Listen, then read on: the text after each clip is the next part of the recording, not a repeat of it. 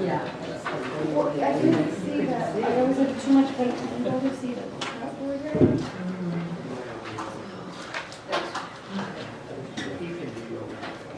Yeah.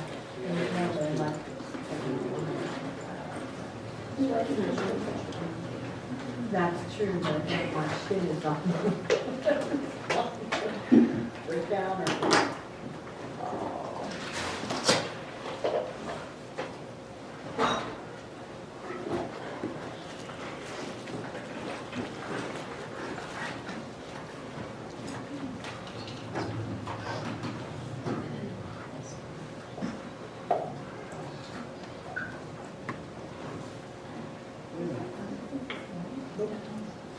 I've been sitting here fighting this. Did you get all your stuff? This is like the one minute and a half before, so. Also, no, it's fine, I'm almost done.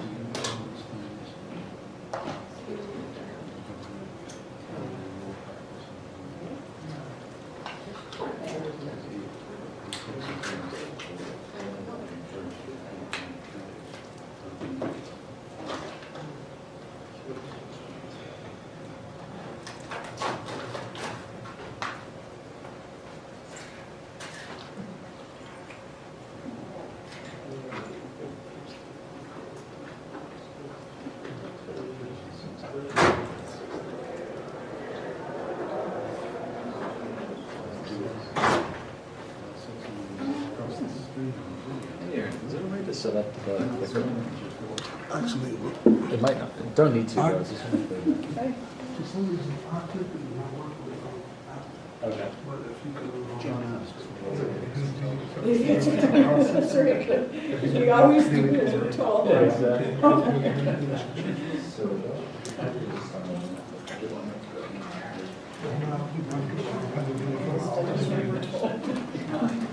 What? I said, he might be shocked by how many of us did as we were.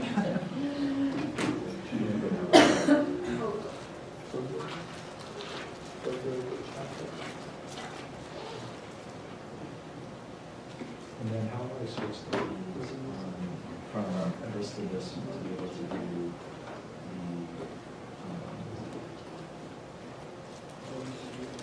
the, like,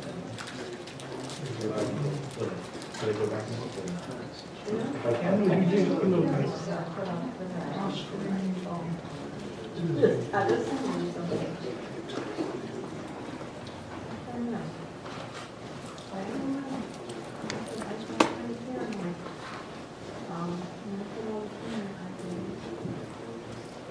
Aaron, Jill?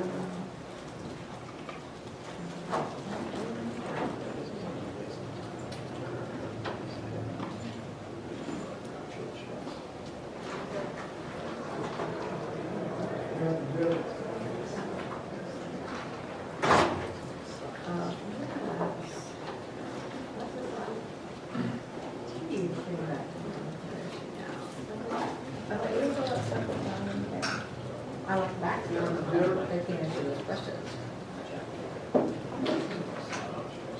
Yeah, no. I believe.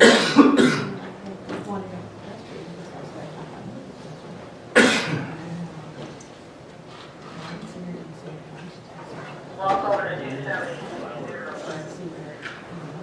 I really was not there.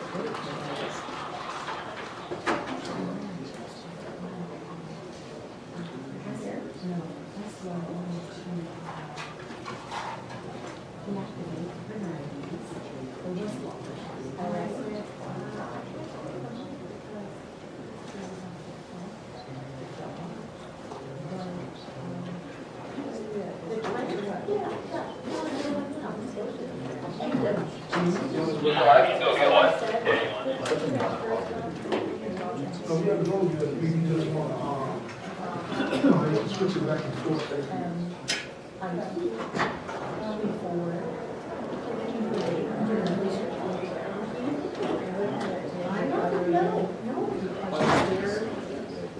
Gotcha. Just thinking. So, yeah, it's all good. No,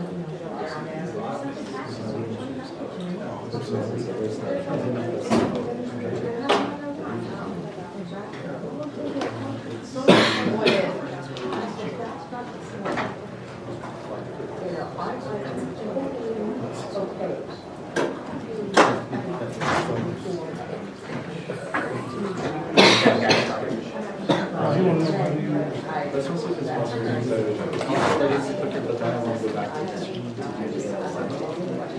Do you want to extend the screen? So it's supposed to be this one, so that when you speak through this. That's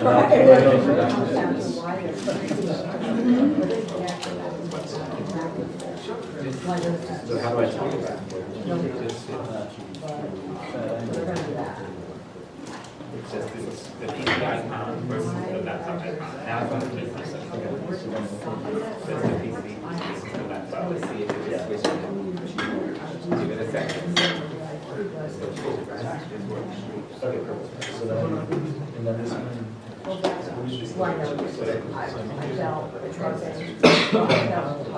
just go with black. Well, if it does, just press the screen. Just press the screen. That's what was going through my head. Yeah, let's just see the slideshow. Yeah, I would completely agree with you. It's fun.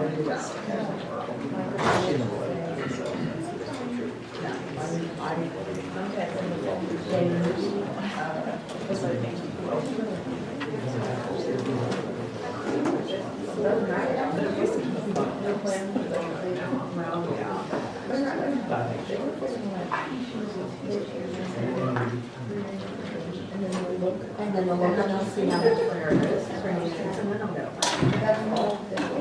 Yeah, it really is. Or dual plans where they don't know exactly what's going to happen. Yeah. And I don't think they do that.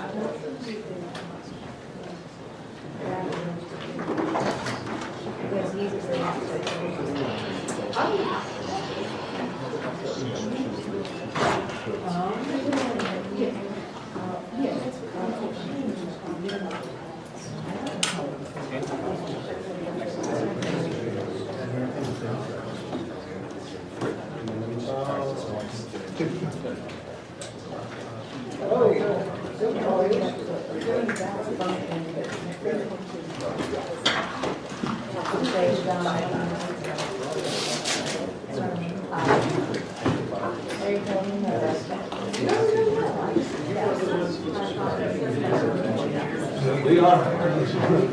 All right, thank you very much.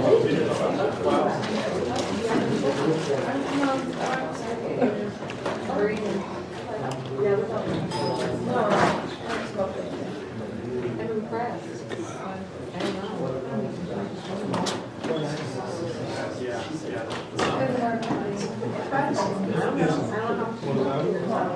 I don't work them.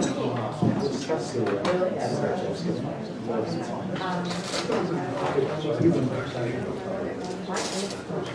Can you guys hear me in the back okay?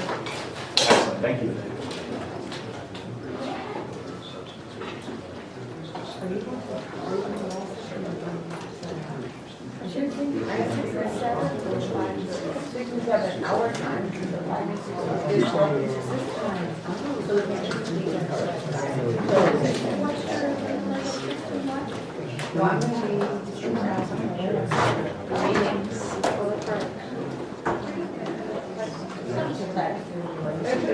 I want to say this, if there's, you know, I want to, but. Huh? I'm not saying anything, I'm just watching the numbers. Are you turning your video on? You see me? No, you're turning your video on.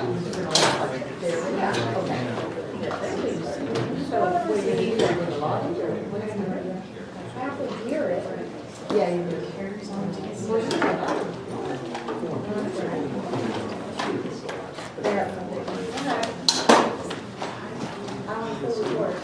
All right, we'll give it one more minute, we'll get started.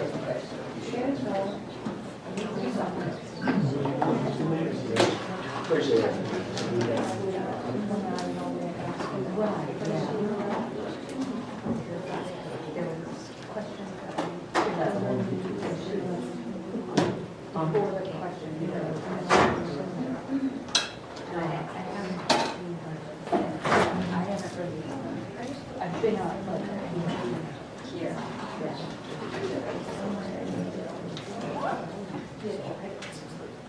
Not a thing, not there.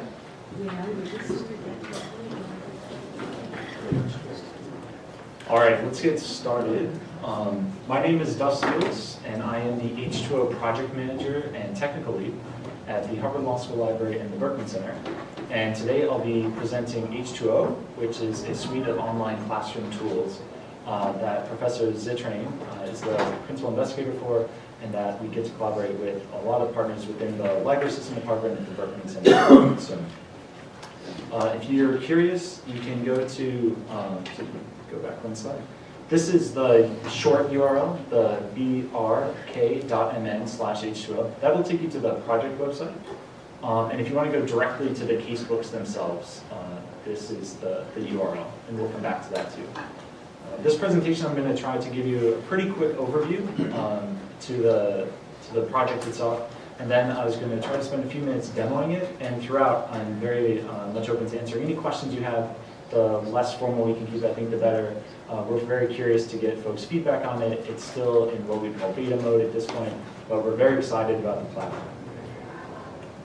All right, so this is Langdell Hall, of course named after Christopher Columbus Langdell, who founded the case study casebook method, which continues to exist in law schools today.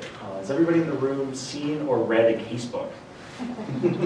Excellent. Okay, I no doubt a very informed audience for casebooks. And so, of course, in the common law, it's very important to be able to know what the cases said, stare decisis, what went before, and to be able to figure out how new sets of facts might apply to principles that have been long established or not so long established in law. And casebooks remain one of the principal ways, of course, that law students learn the law today in the United States. And yet, casebooks are somewhat flat. They haven't changed that much since Mr. Langdell, former dean of Harvard Law School, decided to put forward this proposition of using casebooks for legal education in the late 19th century. Casebooks are very expensive. They can go from $100 to multiple hundreds of dollars. Most 1L classes use casebooks as the main element for them, especially doctrinal classes. But increasingly too, of course, many other classes outside of the doctrinal realm use casebooks, everything from the most esoteric subfields imaginable to the more common ones. And yet there's also a somewhat small diversity of options when it comes to casebooks. There might be 9 or so leading criminal law casebooks, which have been around for a very long time. They get a new author or editor about once every 5 years, and then there's a new supplement, et cetera, et cetera, et cetera. Some of the leading innovators in this area are the fantastic folks who are running this conference, of course, whom everybody's probably familiar with, the Cali E. Langdell, which is their electronic casebook platform, which is fantastic. Our digital platform is slightly different than theirs in some ways, but we're huge fans of theirs. Both of ours have a Creative Commons license.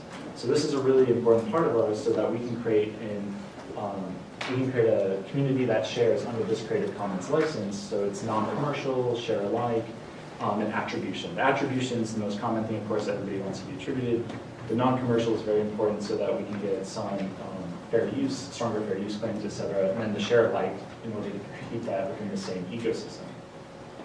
Unlike some other platforms, ours is one where we try to utilize things not only for regular course materials, so materials that students would read outside of the class, but also especially so students can use them inside the class as the teachers create new ways to learn these sort of old cases and try to get them in. And I'll show you what I mean in a second. So if you go to the H2O homepage, this is what you'll see right now. We just launched a redesign overhaul about 3 weeks ago or so. A few things I'd point out. One is that you'll see those barcodes. We're playing around with the idea of what we would call a sort of engagement or influence barcode. And if you scan over those if you mouse over them, you'll be able to see what people have done on the site over time, at least whatever they've made publicly available. And then we've assigned what we are calling karma points to see if people might be more interested in engaging with the platform if you weight certain activities higher or lower than other activities. So for example, if you create a whole playlist and it gets adopted by people in multiple schools, then all of a sudden you'll get X amount of points and then X amount of points, et cetera, et cetera.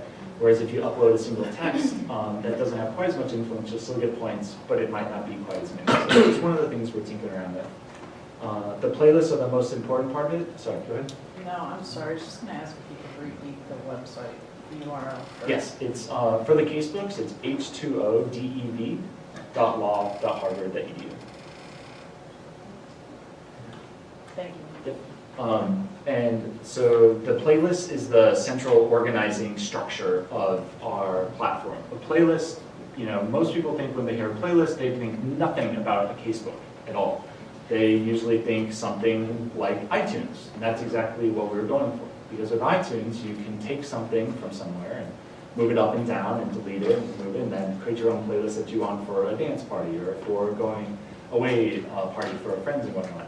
And we thought that was a really interesting concept to be able to mix and match and modularize the different parts of a traditional casebook and maybe make it actually into sets of modules or into other learning platforms. So our playlists look somewhat similar, but still a little bit different than the ones for traditional Apple one, which is not giving me, there we go. So this is Professor Zitrain's Torts playlist. It goes down to about 25 or so sub-playlists. And on the right side, you can see what is the author profile. And on the left side, you see the actual sets of sub-playlists. Each of these sub-playlists you can expand, and so it sort of has its own introduction or however much material the professor wants to add to explain what they're about to go over. And then the users can go and take each of these elements, either the whole playlist or a sub-element or a sub-sub-element, and add it to their own. So it's a sort of mix and match, share alike, all into this Creative Commons system. We're trying to make it easier to be able to build and remix the playlist, and so this is just an example, and I'll show you more during the demo, of what it looks like to be able to take one side of to search for something and to be able to drag and drop it into your playlist. And then it'll automatically update it and it'll attribute it to the original author along the way. The second major element of H2O is, alongside playlists, are what we're calling collages. And if anybody has a better name, we very much welcome them. Most people think of collage, they think of a multimedia item or some multiple layers of paint and whatnot. In a way, that metaphor holds for us. What it is the ability to take an underlying text, principally a case for casebooks, and to be able to add layers to them, highlights to them, and annotations to them. So, for example, with Carol towing, very famous US decision, right? We provide the base case, and then the professors or other teachers or students can go in and make their own annotations. They can add their own layers and make certain sections required or not. So, for example, here you can see with the green text where Professor Zitrain had added his annotations in line to try to explain some of the elements of the case that students might not have got otherwise. And one other thing I'd highlight here is the ellipsis box. So you'll see that ... With a traditional print casebook, you may have tried, probably not though, to hit your finger on the ellipsis and see if it expands the text automatically or not. Probably not with print material. Fortunately with ours, you hit that ellipsis box and it expands whatever the professor made non-required. So if you're interested as a student, you can go in and see what wasn't made required. And also, if you're teaching the case during class, you can tee it up and say, oh, well, I wonder what it was that, if the court had actually considered these other sets of considerations, what that line of reasoning might have looked like or whatnot. And you can then just go click on it if they've done that and expand that and discuss it in the middle of class. The ways that you can add the collage elements are just through a right side sidebar. And so you can here highlight, you can add the annotation and add the layer all in that one sidebar. And it's just a 2-click system right now. So you click on the beginning word and the ending word, and that's how you're able to layer the text. So say you want to take that first section and make the whole header in the first paragraph required, click the first word, the last word, and make a required layer. Highlight it whatever color you want. add an annotation or not, hit save, and all of a sudden it'll come up yellow. You can then change the layers to say, I want to show all layers, I want to show only the required layer, and if you do multiple layers, you can select by the layer which you want to show and which you want to hide, depending on what you're going to teach. If it's publicly available, then the students will be able to see everything, and then they can revert to the author's edits, etc. And one of the nice things too is students can then go and make their own copies. So for any publicly available item, any user, without any credentialing at all, can go in and make their own copy of what we call remixing the playlist or a collage. So on the first day of Professor Zitrain's torts class, for instance, the students could go in, hit the remix button, and all of a sudden have their own copy of his entire casebook. They can choose whether they want to set to private or public. Students have said in some of the initial feedback we've gotten that they really wanted the private option, so we gave it to them. Initially we had only public, and we definitely understand that. But the more public stuff is out there, the more interesting works people will be able to build on top of. And especially other professors can mix and match and say, oh, I want to take all of this, or even part of Professor Zitrain's torts book, add it to part of Professor Sook's criminal law book and make this wonderful combination book of torts and criminal law, etc., that automatically attributes to the original author. So with these elements, we've tried to create a system where not only can you go in and tailor your coursework, but you can also go through and be able to share it widely. And if you're a student, to be able to go through and make your own copy such that either the professor can or can't see it. And soon we'll be adding a bit under the hood for us right now is going to be the ability to create a system where it's private but only to the class. So say you have a civil procedure class and you want only that class to be able to see a certain copy of the playlist, maybe to add annotations, answering questions or something on the playlist. Say you embed questions in every one of the collages for the different cases that students have to assign that they answer on a certain day, then only the students in that class will be able to see it. So playlists, collages, those are the big elements of H2O. The playlist being that organizing structure. You have the master playlist, and then you have the sub-playlist, and then collages being the editable text.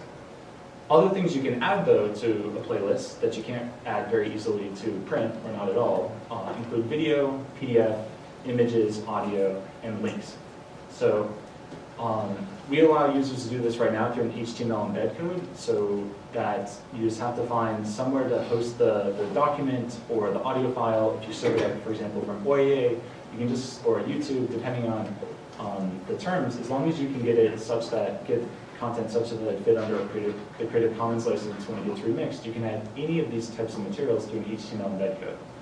So for instance, if you want to add that Supreme Court oral argument, you'd be able to do so, if you say, I want to listen to all of the contentious Citizens United debate, 2.5-hour court oral argument, you can add that alongside of the decision itself, and it'll be in H2O. You won't have to go to the separate site.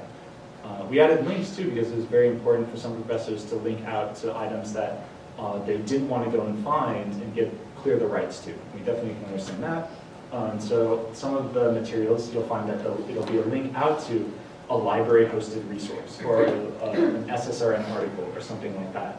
On the downside of the links, you're unable to then go through and layer and edit and annotate the text, but you're able to include it as a cohesive whole for the playlist itself.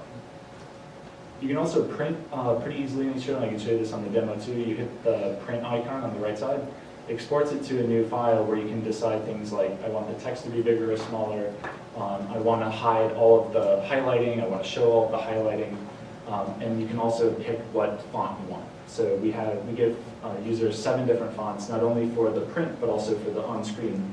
This is also something that sounded very important in our user feedback. We default to Futura, but if you want Garamond, you've got Garamond.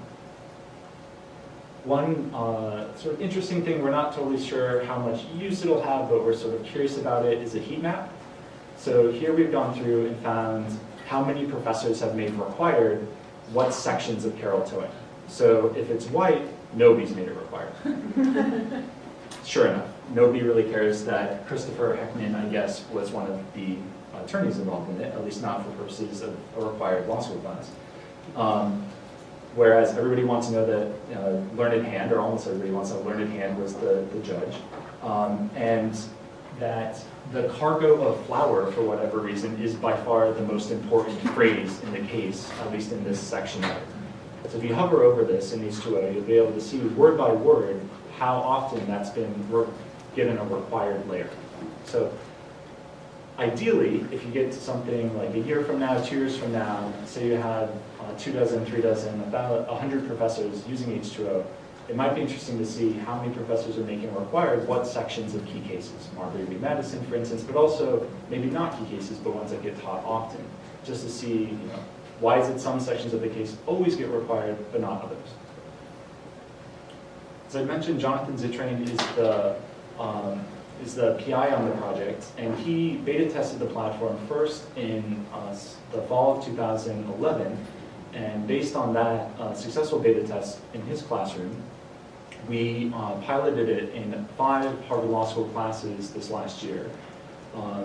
Copyright, contracts, criminal law, torts, and music and digital media, which is a seminar actually.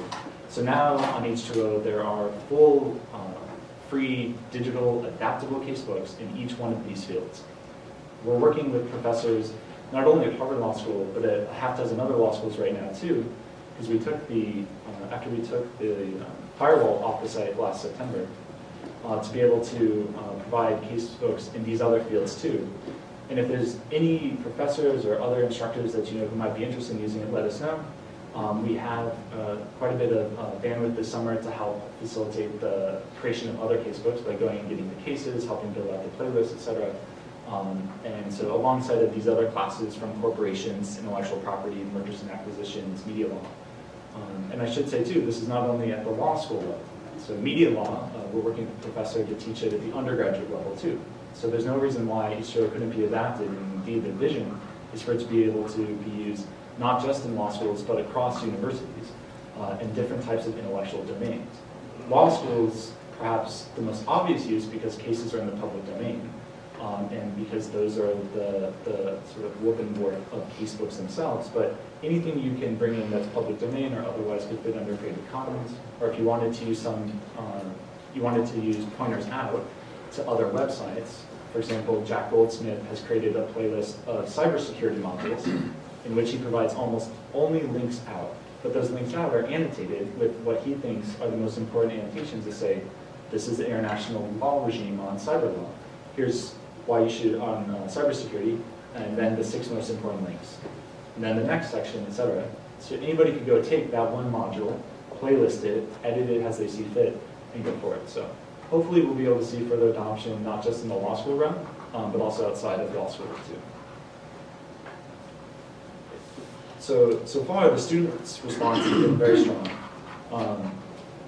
In short, 79% prefer H2O to a traditional casebook. And we've identified 3, I should say, these are in Professor Zittrain's and Professor Sook's class from this last spring that we sampled for the Harvard Law School. There are 3 reasons. Any guesses why? Indeed, yes. So I think when it comes to free versus not free, students prefer free. Any other ideas? Lighter. Oh, you beat me to it. Yes, that is actually the 3rd point, which I have to get to. It is so much lighter. It is only as much as your device, which was the 2nd most popular reason, which is that you can use it across any web-enabled device. So students could read their contracts or their torts readings on their iPhone, on the number 1 crosstown bus, if they wanted to, and it weighed very, very little. Other reasons that students preferred it included that it's highly curated for their specific class. So you actually have what Professor Sook thinks are the most important 109 criminal law cases. That you can create your own version of it is also very important, so that you could mark it up however you wanted to. And some of the things on the other side that we're trying to work to prefer it even more to get those next 21%. We're trying to figure out how to bridge the print-digital divide. So we provide prints of all of the case books too. So we go and work with the copy center to be able to provide those prints. But it's very hard to take what you've written and then re-input it back into H2O if you want to, and some students are just much more comfortable with print, and I can definitely understand that, than reading necessarily everything on the screen. So how do you convert these back and forth? And this, of course, isn't just an H2O issue, it's an issue across any print, media, digital divide. That's something that we're working on too. We were really excited and totally surprised when two Harvard Law School students wrote a piece in Bloomberg this last year on MOOCs, which the copyright playlist, by the way, was one of the backbones for Professor Terry Fisher's Copyright X class, which was open to 500 students from anywhere in the world. And so in this piece in Bloomberg on how Harvard Law School could learn certain things from MOOCs, the students had mentioned that they really hope that H2O expanded to become the norm. So we were very, very excited to see that the students are pretty keen to see the success of this type of a platform too, for those reasons we discussed and no doubt others. Being at the Berkman Center in the Harvard Law School Library, it's very important for us to be able to create things in an open, transparent way. So all of our code is on GitHub, and it's under the AGPL license, I believe. So if you want to, feel free to roll on over to our GitHub, tinker around a little bit, let us know if there's any ways that you might want to collaborate with us. We'd be keen to hear, if so. But you know, as with the Creative Commons schemes, it's very important for us to have things made in an open source way. Now, this next slide, can anybody identify? It's a little bit of a trivial one. So this is one of the 4 paper tape readers of the Harvard Mark I. So this was one of the first sort of big industrial scale computers made at Harvard with IBM in 1944.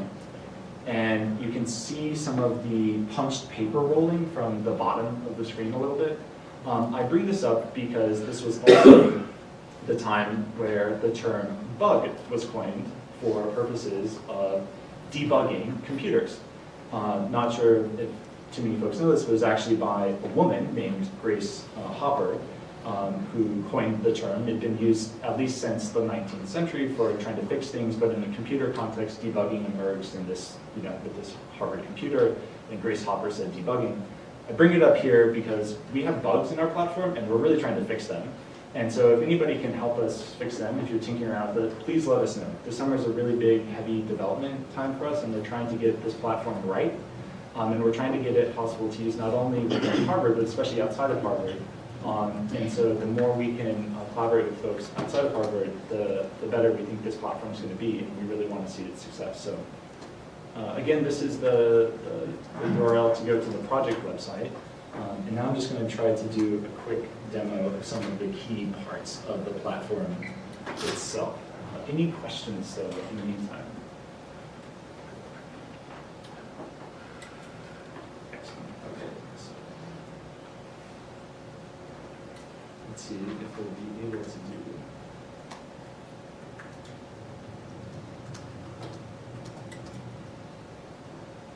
Excellent. So again, this is the platform. This is the front page. And as I mentioned earlier, if you scroll over the top of some of these, you can see what people have done to engage on the platform. So at this point, Professor Zittrain had created this playlist. And as you go down, you can see that he bookmarked something, or made a case, or collaged a case. From the front page, if you're logged in as a user, you can remix that playlist directly. You can add it to another playlist. You can bookmark it, or you can just go to read it. We also have the collages, media items, so media items being the audio, video, image, PDF files that are available on the platform too. Texts are just those, any text that's been uploaded that isn't a case, that can be collaged. So cases and text can both be collaged. And there, we've had some of the professors go in and upload their law journal articles that they have the copyright to because they want people to actually read them, and they want them to be taught. And so a way to read them and to be taught is to get them into Casebooks. And this is a way, too, to make it publicly and freely available and to comport with open access principles, too. So this is Professor Zittrain's torts playlist from this last spring. And over here, the author stats bar, what we provided for a description of him. And then you can just click down to see what the different levels are of the platform. Let's see if we can't make this a little bit bigger. There we go. All right. And so this is the introduction to the first chapter of Professor Zitrain's Torts playlist. If you wanted to, you could take this entire, just this sub-module itself on the salt and battery, make your own copy of it, remix it, and it'll automatically tell you, it'll automatically say that it came from Professor Zitrain on this one day, but it'll say that it's your version of it. If you click through here, this is, that's why we say original creator here. This is a sub-playlist, which you can see by the indentation and the numbering, and then with Wishnetsky v. Huey, the overly sensitive intruder, and then the different documents, and including the case, the affidavits, etc., that would be taught for that case. Here's what Carol towing looks like for the version that was taught to the law students. And again, this is, you can see with the green annotations, you can expand them or not, and you can decide if you want to see what was made not required. So, for example, this entire set of sections, this section from, well, we numbered paragraph 15 to 19, so beginning somewhere in paragraph 15 through 19 was not made required. So 16, 18, all the way up to that part of 19, which wasn't required. And then we hyperlink the footnotes too. If you want to show the on the different layers, you can decide if you want to show if something is required or not, if you show the full text by highlighting it too, with whichever color highlight you apply to it. Great, so this is a collage of Alcorn v. Mitchell. So again, a collage is just an edited version of a case or another text. I had made this copy, which is why it says here that the original creator was Professor Zitrain. This is my version. If I want to go into edit mode, just click on the pencil. If I want to go back into read mode, just click on the glasses. And then, as I mentioned, it's a platform that allows you to build on or change what the person before you did. So if I wanted to add a layer to a section that Professor Zitrain didn't make required, say I actually really wanted all of the lawyers to be required too. Click on the first word, the last word, click the required layer, and all of a sudden that section is now required too.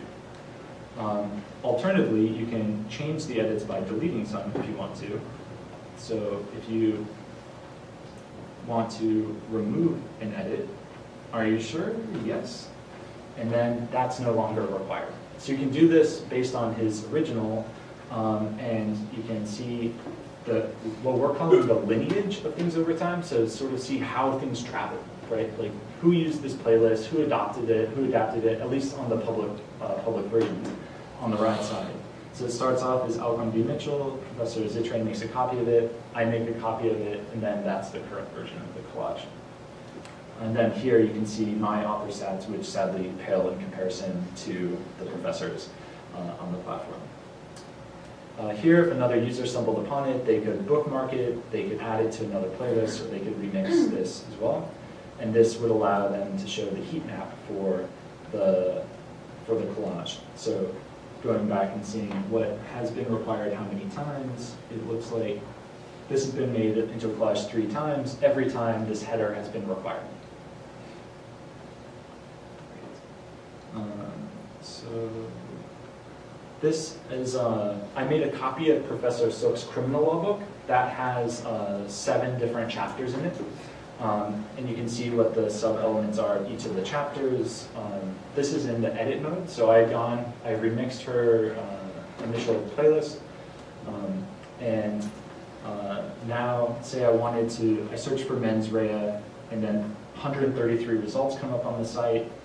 For all things, you can decide if you want to search just for cases, for collages, other media items, playlists, etc.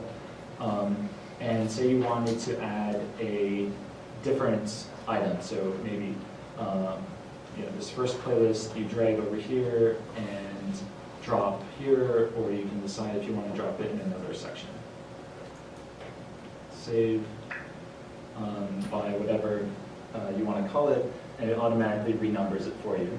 And then you can drag and drop and change if you wanted to go into another part of the playlist. The dashboard is the sort of home base once you have your own account. And here we have a workshop, which you can see everything that you've been working on, everything that you made your own. You can change the settings, so you can see what you want the default font to be, etc. We're working on creating these user collections, so that will be for classes. So if you want only a certain class to have access to the playlist, or if you want other people to be able to edit on your behalf, which is very important for some professors, of course, to have students go in and maybe make a first round of suggested edits or whatnot, or even to have their faculty assistant go in and do it. They can do that. And then the bookmarks, so you can see what has been bookmarked. On the right side, you can see what these influence bars are. So what's happened to that thing over time. If you scroll over it, you'll be able to see who did what when, and if you click on it, it'll take you to that item. So it says this was playlisted on this time. You click on it, it'll take you to that version of the playlist, which is publicly available. A few final points. H2O, we are trying to work closely with professors across the country, and we've started a blog to try to provide information about new updates. Again, as I mentioned, some of the platforms are a little buggy, and we're trying to fix it really quickly, and we are devoting a lot of time and energy to doing that, so please let us know if there's anything we can do to help get you or your team up and running on it. If there's, for example, a list of cases you want us to get into the platform, send it to me and we'll get them in. Usually we can get them turned around within 5 to 8 days or so, and then you can go in and edit them to your heart's content. And I recommend editing them on private until you're totally ready for them to go public. And then once they're public, then anybody can build on top of yours too, including your students. Otherwise, that is H2O.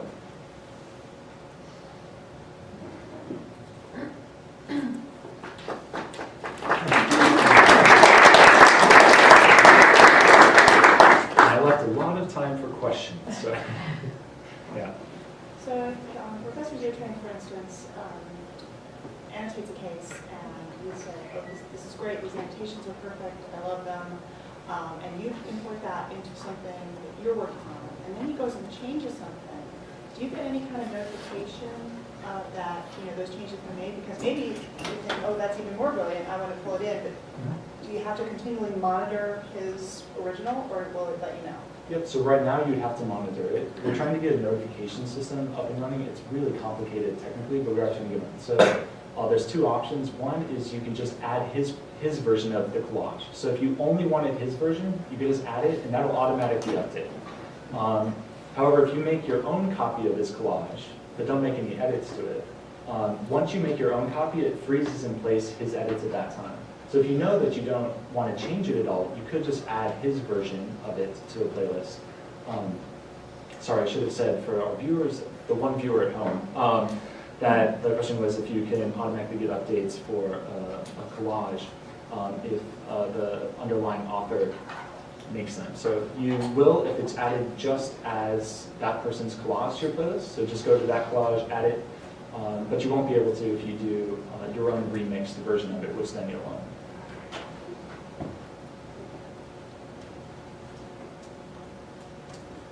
So what are the differences from E-Lang? So E-Lang doesn't provide the ability, I believe, to be able to go in and in the browser and in the web app remix everything the same way. It's freely and publicly available. It's under the same Creative Commons.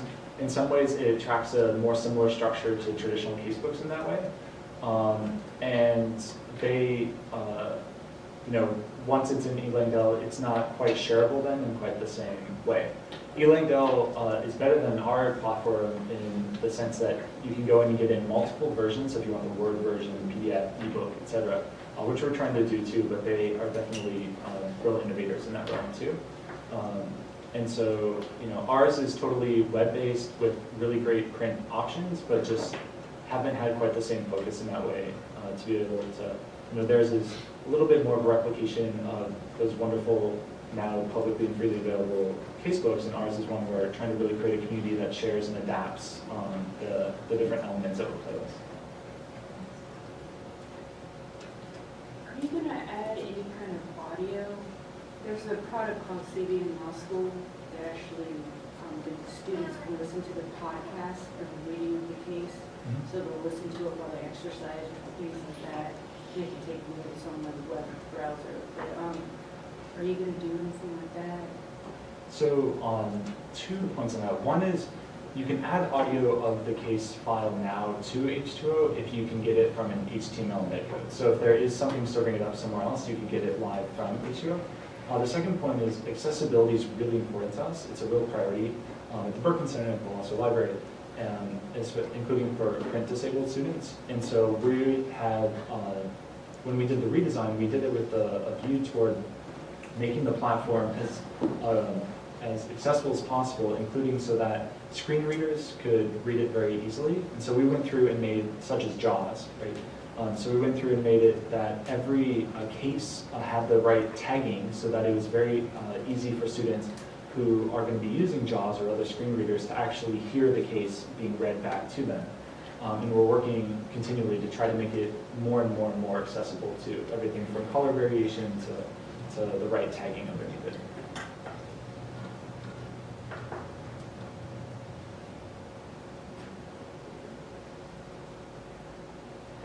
So if you already have your own materials, to use this though, you would have to go back and give you the list of cases and then go back in and do the edits again on your system. So if you already have edited cases, you really have to just re-edit in your system, is that right?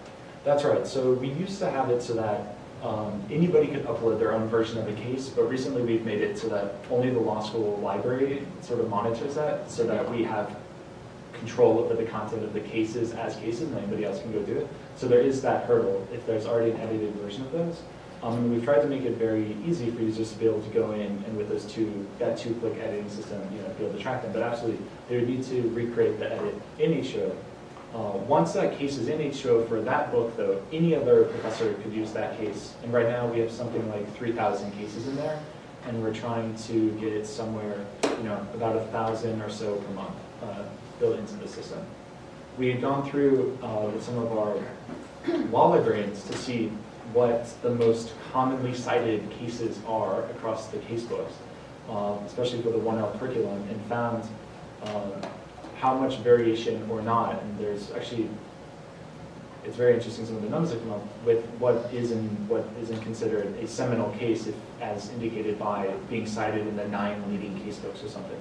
So we've gone and tried to find all of those cases for criminal law, for torts, for contracts, and we're doing that now also for constitutional law, for civil procedure, etc. So whereas if you had 9 leading civil procedure books, and there's 8,000 cases cited among those 9 books, but 400 of them are cited in every book, we've gone and found those 400 and are trying to get that into the system to get things kick-started. What about other texts? You mentioned law journal articles. How do those get uploaded? Can individuals do that on their own, or is it again something that goes through the library? Yep, so that's totally user-driven. And so whatever the user is able to certify that they have the rights to be able to bring into the system, they can bring in. So we're working with 16 of the 17 Harvard Law Journals. The outlier is the Harvard Law Review, which we're also trying to work with, to be able to, because beginning in 2008 or 2009, all new articles, my understanding is all new articles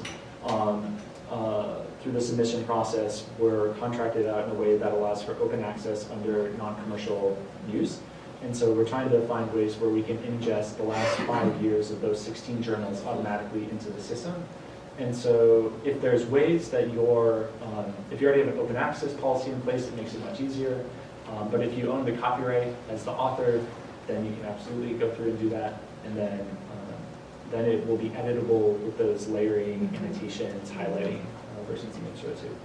If you can't get the copyright, then you can link out. So if there's elements that's like, I need to link out to the Hein version or whatnot, you can do that too. It makes it harder to print everything at once. And you aren't able to edit it, but there's definitely that capability too. Is there any kind of screening process for users or developers, I guess? And do you vet people in any way that want to develop I mean, I guess it would just be a playlist, but or want to, create a casebook. Right, absolutely not. So Okay. it's totally open.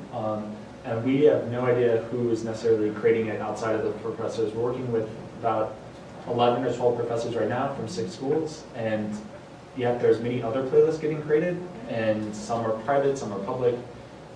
We've talked with folks in the public health realm, in the medical realm. The classics are very interested in the platform because a lot of, all of Virgil is public domain if you get the right version of it. All of Shakespeare would be if you're able to get that in too. So it's totally open now. Now the firewall's down, we are serving it up. So enjoy. Swim in the ocean of H2O,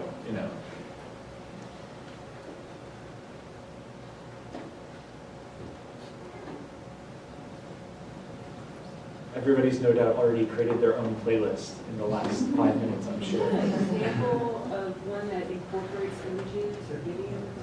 I can try to, I'm trying to think if, none of the Harvard Law School ones incorporate an image that I know of. What an image would look like in H2O.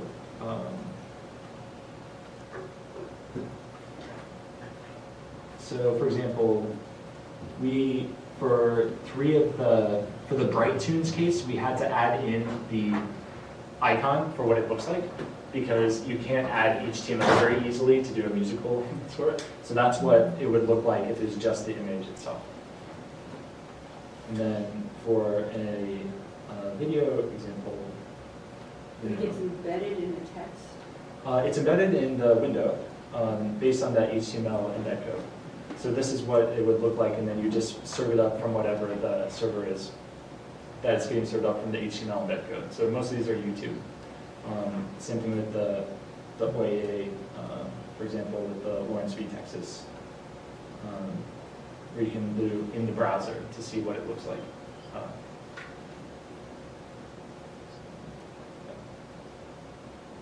I don't have sound on it, so it's not going to play the audio.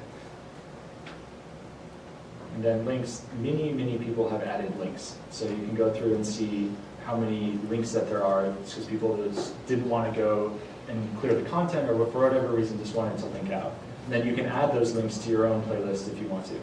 So go over here, add it, my list of playlists, there's this many playlists, save it, and all of a sudden it'll be on that new playlist.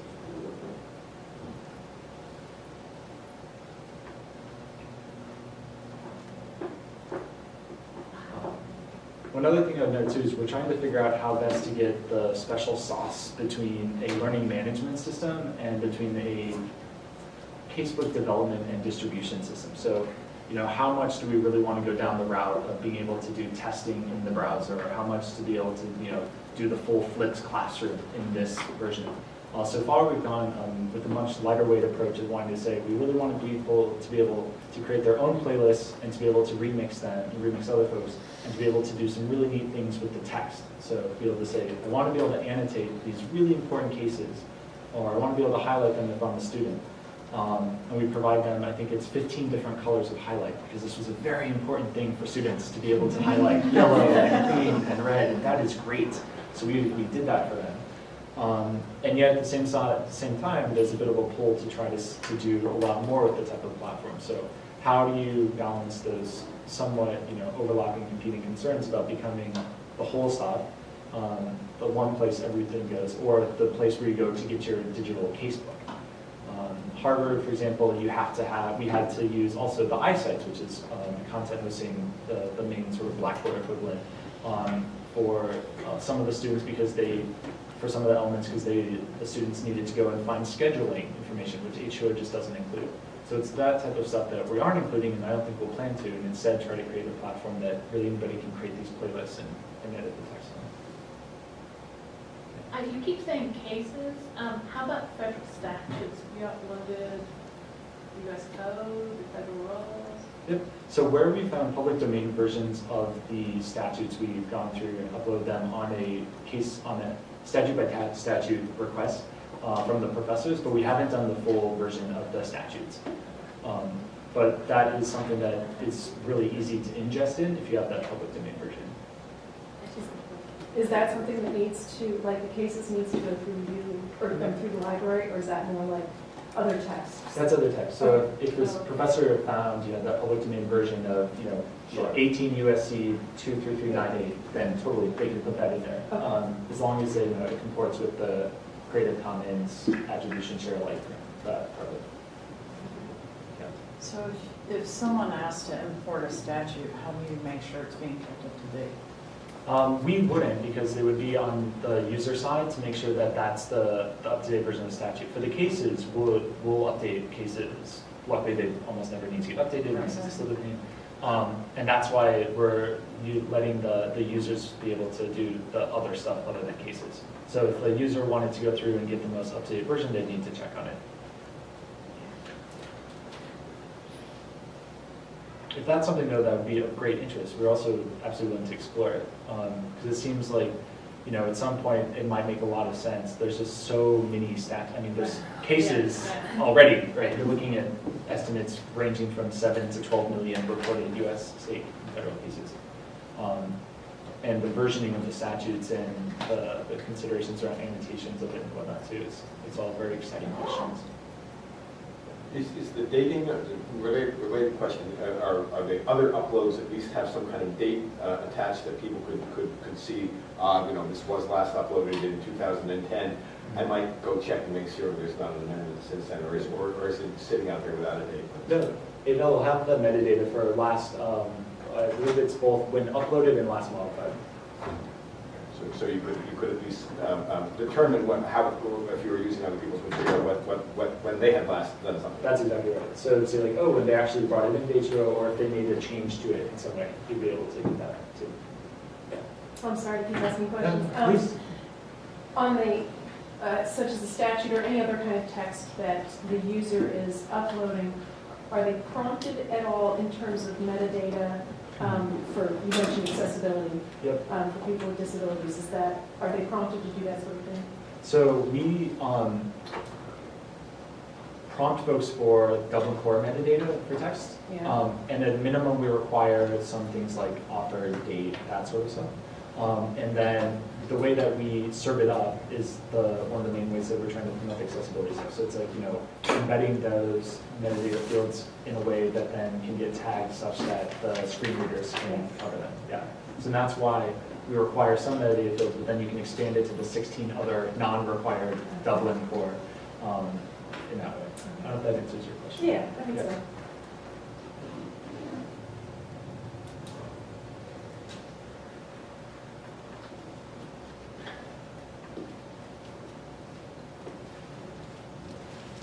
On the statutes question, you can provide any kind of link, so if you wanted to embed a statute, you could just link to, say, LII, which is updated relatively. That's right. So that's what we're doing with the Civil Procedure Book right now, because there's, I think, 50 rules that get linked out, and so we're just providing a link for each one of them to the public version of it. Right. In that way. So it just goes right out. The downside is it's not included in the version that you can edit. So if you didn't need every section of that one rule to be required, then you won't be able to say unless you just put in a note for the link. Because you can annotate links too. So you can say, read just this section or read just that section.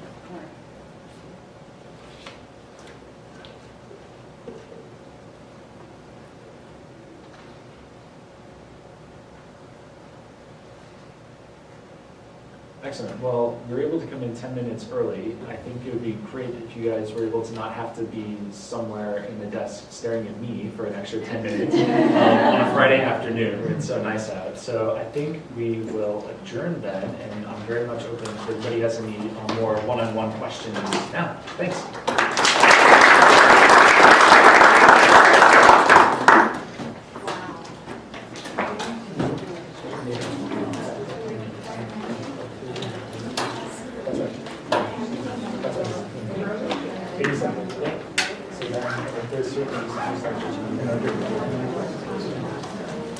Indeed, that might be a result of that.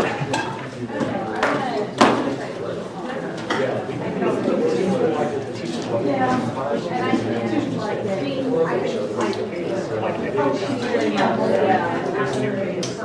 That's fine.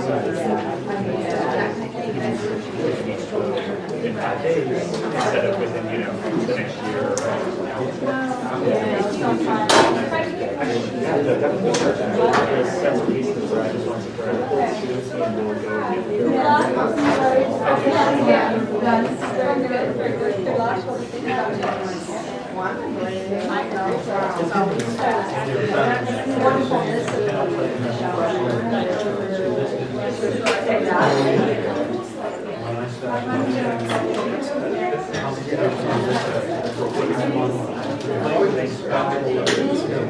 oh, yeah.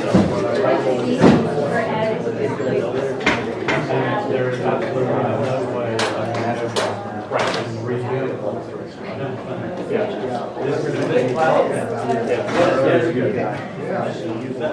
This platform was actually, this had to be really centralized. Right. You like to bring the public resources and Right. The bulk down. Some of them, most of them, like a lot of them were paragraph numbers. So we're generating this paragraph song. Oh, Yeah. and so that's what we want, so we don't be doing this. So I did it. So this right, so let's get this done. And then, but it's. So that's it. I mean, so I'm. No, but see if there's